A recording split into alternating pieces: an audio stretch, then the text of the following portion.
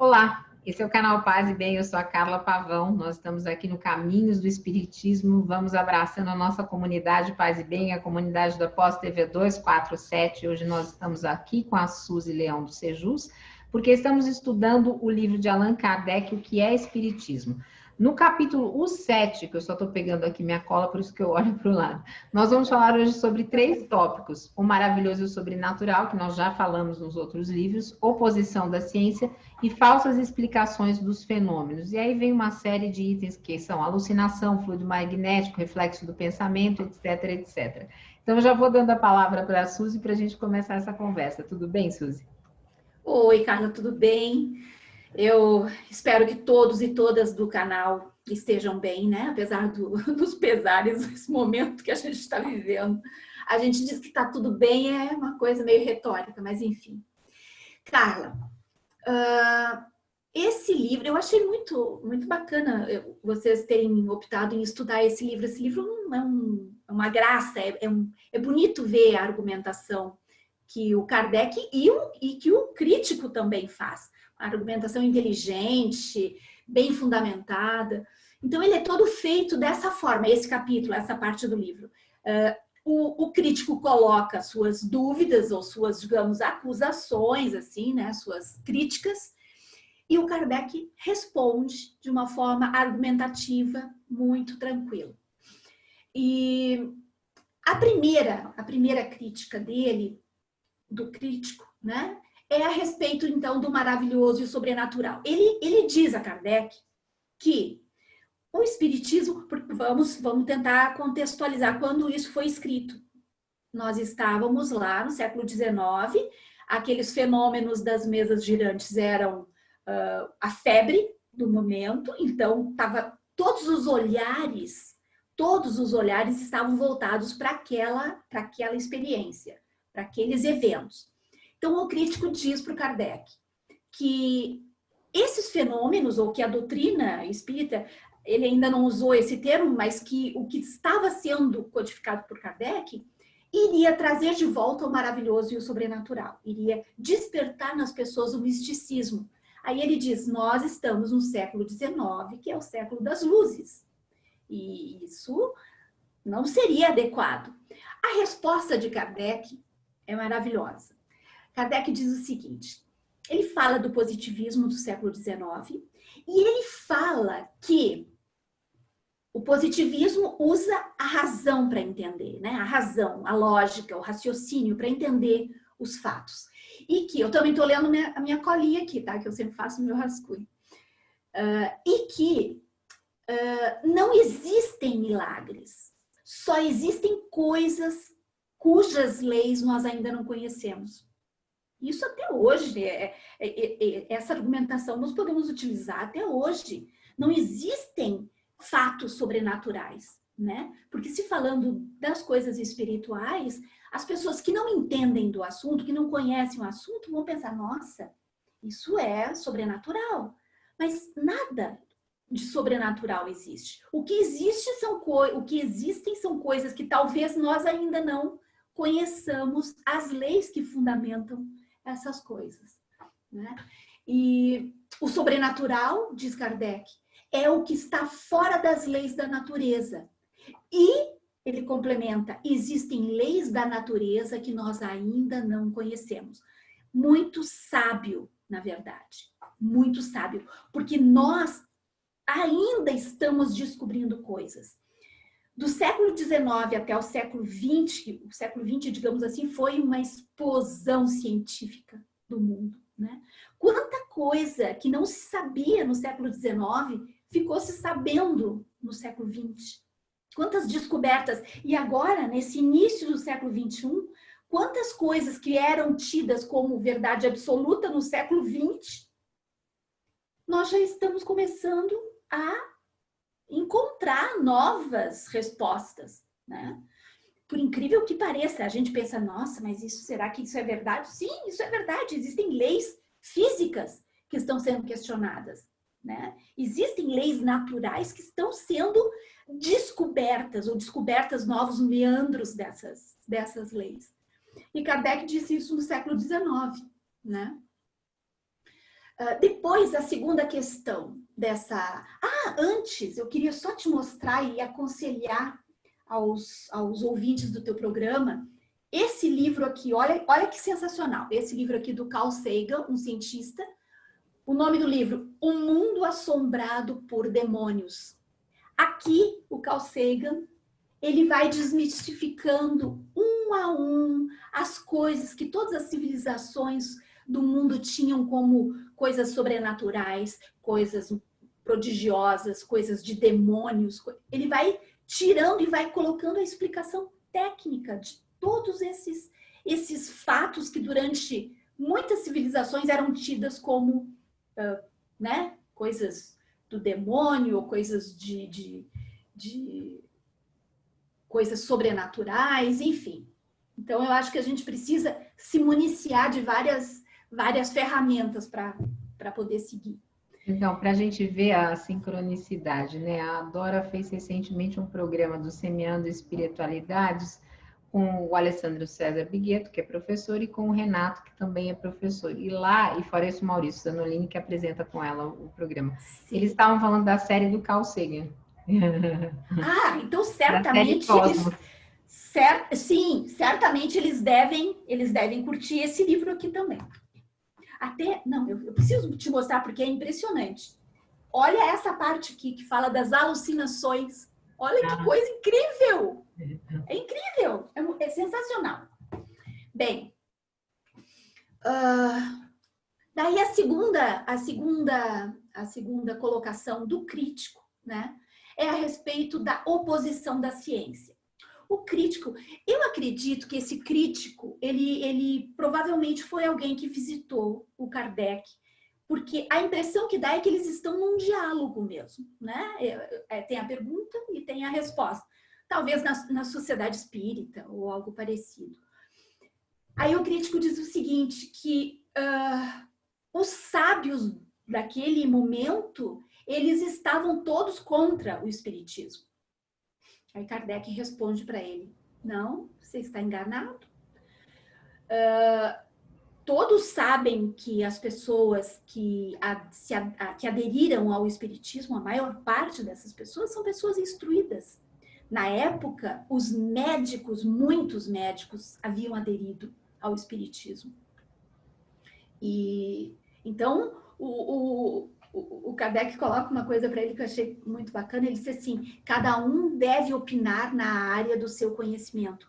Não adianta perguntar para alguém de uma determinada área sobre o espiritismo se ele não tem absolutamente nenhum conhecimento sobre o espiritismo. Como é que ele vai opinar sobre o que ele não conhece? Né? Falando sobre isso, hoje em dia, na internet, todo mundo opina sobre tudo que não conhece e acha que são grandes especialistas. O Kardec, ainda sobre essa questão dos sábios, né, que o crítico disse que os sábios todos estavam contra o espiritismo, aí o Kardec coloca para ele uma história, eu achei muito, muito interessante. Ele conta a história do Robert Fulton, que era um engenheiro, um técnico, cientista americano, um inventor, digamos assim, que levou um projeto, um protótipo de uma máquina a vapor para Napoleão. E Napoleão deu esse projeto para o Instituto de Cientistas que o rodeavam, né, no governo lá, o Império de Napoleão, e os cientistas refutaram o projeto, dizendo, não, esse projeto aí é um projeto inalcançável, impraticável, não tem condição. E o projeto foi descartado. E o rapaz, esse Robert Fulton, foi para a Inglaterra, e na Inglaterra, então, eles executaram o projeto da máquina a vapor, e a Inglaterra, então, foi quem deu o primeiro passo na Revolução Industrial. Os sábios do Napoleão devem ter penado depois. Mas, enfim, é isso. Não devemos negar o que não compreendemos. Né? Ele também cita, Kardec também cita o exemplo do microscópio no século XIX, foi criado o microscópio e um pouco antes, e o microscópio descortinou, não era um microscópio eletrônico. Naquela época, o microscópio analógico, digamos assim, descortinou o mundo invisível, né? De bactérias e tudo mais, revolucionou, além de ter revolucionado a biologia, medicina, né? E tantas outras áreas da ciência. Imagina a diferença que foi quando apareceu o microscópio eletrônico, que descortinou um universo dentro de um universo, que conseguiu esmiuçar coisas que não se tinha nem ideia, né? E isso que já se tinha dado um passo muito grande, simplesmente com o microscópio. Então, voltando aqui, nós temos... e daí, só para complementar e para encerrar esse ponto, né, que é a oposição da ciência, imagina hoje, se tu pegasse uma pessoa do século XIX e trouxesse para cá com computação, internet, nanotecnologia, inteligência artificial, essa pessoa ia achar que está num outro planeta, ou que ia estar vendo fantasmas, ou vendo coisas sobrenaturais. Né? A gente precisa sempre tentar fazer esse exercício de tentar imaginar o que uma pessoa daquela época sentiria ao estar aqui, com coisas que para a gente já são banais, mas, né, para eles seriam absolutamente mágicos, sobrenaturais. Bem, o terceiro ponto que foi colocado, que seriam as falsas explicações a respeito dos fenômenos, os fenômenos espirituais, os fenômenos mediúnicos. O crítico toca no assunto da alucinação, e aí ele tenta fazer o Kardec, ele induz o Kardec para que o Kardec aceite a ideia de que, sim, os fenômenos espirituais poderiam ser alucinações. Aí o Kardec responde: mas imagine você numa sala como são aquelas salas onde acontecem os fenômenos, com centenas de pessoas juntas. Será que centenas de pessoas terão a mesma alucinação ao mesmo tempo? Isso já não se tinha grande conhecimento a respeito das questões psíquicas, mas já se sabia que uma alucinação não é um evento coletivo, né? Ainda mais aqueles eventos das mesas girantes que as mesas respondiam às perguntas. Então, se naquele evento existia uma inteligência por trás que dava alguma resposta com nexo, uma alucinação dessa forma coletiva ficaria absolutamente descartada, né? Depois ele vem para a questão do fluido magnético. Lembrando que século XIX, o fluido magnético ou o magnetismo ainda é algo extremamente... Tanto é que eu nem sabia, o próprio Kardec estudou 35 anos o magnetismo. Até eu não sabia disso. Tem muita coisa que eu não sei ainda. Estudou e como a medicina era muito incipiente, em alguns casos ele até atuava meio como um médico, assim, um médico alternativo, porque o magnetismo ele era usado amplamente como uma ferramenta medicinal, né? Tu vê, eu não sabia disso, que coisa mais querida, Kardec. Cada dia eu admiro mais. Kardec, ele estudou Mesmer, né? E acabou... Mesmer, isso. Ele acabou adentrando no espiritismo Mesmer, por curiosidade, né? Porque como ele já tinha esse vínculo com o magnetismo, ele já tinha sido sensibilizado para as experiências. Exatamente. Talvez tenha sido até esse vínculo que fez ele despertar e achar interessante aquilo e ver que ali... eu acho que o principal foi a perda da filha, né? Como a filha morreu, aí despertou para isso. Mas ele já tinha sensibilidade porque tinha estudado magnetismo, né? Sim. E normalmente depois de uma perda dessa, a gente, né? Normalmente. Se a gente fizer uma pesquisa, eu acho que 80% das pessoas que buscam o espiritismo é pela morte de alguém próximo, e normalmente é isso que acontece, né? Bem, aí o fluido magnético estava de novo, porque o Mesmer foi no século XVIII, mas a questão toda do magnetismo começou a reflorescer no século XIX de uma forma muito grande. E aí o Kardec também coloca que não seria possível que fluidos magnéticos realizassem eventos ou efeitos ou fenômenos com inteligência, com respostas inteligentes. Porque o magnetismo, ele não é inteligente. O magnetismo, ele simplesmente ele é uma força, né? Ele é uma força, digamos assim. Mas ele não tem capacidade de responder com inteligência. Então, ele foi argumentando e foi desmontando a mesma coisa do reflexo do pensamento, sobre excitação do cérebro. Não vamos nos esquecer que também no século XIX a pesquisa psíquica estava muito forte, assim, aquela coisa até de experiências meio bizarras, né, que andavam sendo feitas e tal. E depois ele ele coloca que poderia ser um estado sonambúlico. Aí o Kardec refuta, dizendo que não tem nada a ver, que o processo de um sonâmbulo não é o mesmo processo de um médium, mesmo que possam existir fenômenos mediúnicos como um médium em transe, mas são muito raros, e o que se via ali na sociedade espírita e em todos os locais não eram com médiums em transe sonambúlico, porque um transe, eu fui sonâmbula durante muitos anos, na minha adolescência. Tu sabe o que está acontecendo com a pessoa. Tu sabe que a pessoa está num outro estágio de consciência, né?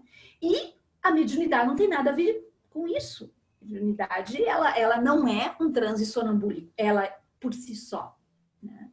O médium pode até estar nesse efeito, mas não necessariamente sempre. E aí eu acho que, na verdade, uma coisa que o Kardec deixa assim muito claro, ele frisa em todas essas argumentações, é que todo efeito inteligente, ele tem uma causa inteligente. Se um fenômeno mediúnico, se uma mensagem mediúnica, se algo onde o médium serve de canal para que o espírito diga alguma coisa com um nexo, responda e execute alguma tarefa, e ali se perceba inteligência, é porque o que está por trás desse fenômeno não é apenas um fluido, não é apenas magnetismo, não é apenas um efeito de alucinação. É porque o que está atrás é algo inteligente, né? E aí vem toda a questão que a gente vem batendo na mesma tecla, de que os espíritos são seres inteligentes sem o corpo físico. Basicamente isso. Eu achei de uma clareza essa conversa, de uma tranquilidade que se eu fosse esse crítico, eu saía absolutamente convencida. O Kardec teria me convencido com os seus argumentos, né? Hoje a gente vê cada discussão sem pé nem cabeça e com tão pouca inteligência nos argumentos, né? Que de repente estaríamos precisando retornar para esse estágio de argumentação um pouco mais elevada para a gente conseguir resgatar um pouco alguma coisa perdida na nossa sociedade. Na verdade, esse livro, ele é interessante, você estava falando do crítico, mas esse, na verdade, seria o crítico cético, né? Porque no primeiro capítulo ele coloca o crítico mesmo. Nesse aí ele coloca como cético, só para distinguir, mas os dois são críticos da mesma forma. Agora, o que eu acho bastante interessante é que nas recém publicadas cartas de Kardec pelo projeto da UFJF, da Universidade Federal lá de Juiz de Fora, tem várias cartas e tem uma que ele diz assim, as críticas, né? Ele diz alguma coisa mais ou menos assim, as críticas pouco se atêm às contradições. Uns me censuram para me colocar à frente e outros me acusam de orgulho porque não vou visitar ninguém. Todo mundo que está em evidência tem muitos inimigos, e eu faço vistas grossas para tudo isso, porque me coloco num outro patamar para, tipo, para não entrar em confronto, mas eu sinto os olhares invejosos e ciumentos. Então, eu acho que, como ele passou por isso de uma forma muito forte, né, e tanto é que ele está escrevendo uma carta, se eu não me engano, como tem muita carta, mas essa é uma carta que é para o senhor Thierry, não sei como é que lê isso, porque eu não sei, ele é THIR. E aí, então, eu acho que ele também acumulou essa experiência para fazer esses diálogos, né? Porque foi tanta pedrada que Kardec levou que ele falou, bom, já estou bem para montar esses diálogos, né? Não, certamente, certamente. A forma como ele... Claro, aqui eu não falei nem 0,5% do que... Da maneira, porque também senão fica muito longo o vídeo. Mas, enfim, a maneira como ele consegue articular a resposta sem desmerecer o interlocutor, entende? Respeitando a pergunta e dando valor à pergunta, é muito bonito. Eu achei muito lindo, na verdade. Eu tinha lido um pedaço desse livro, que é o Espiritismo, que é aquela parte resumida do Livro dos Médiuns. É muito interessante. Esse livro, ele é um resumão, assim. Eu acho que quem gostaria de ter um contato mais rápido com a doutrina espírita, esse livro é o ideal. Ele tem um resumo do Livro dos Médiuns, um resumo do Livro dos Espíritos, e essa parte que é a parte dos críticos, né? Legal.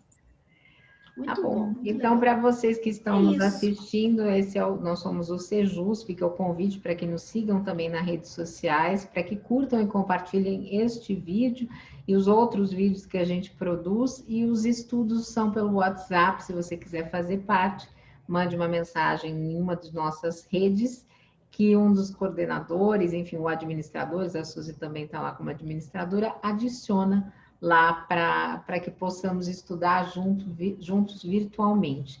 Então, acho que é isso. Obrigada, um beijo grande, Suzy. Um beijo grande em ti, em todos e todas, e até a próxima. Tchau, gente. Paz e bem. Tchau.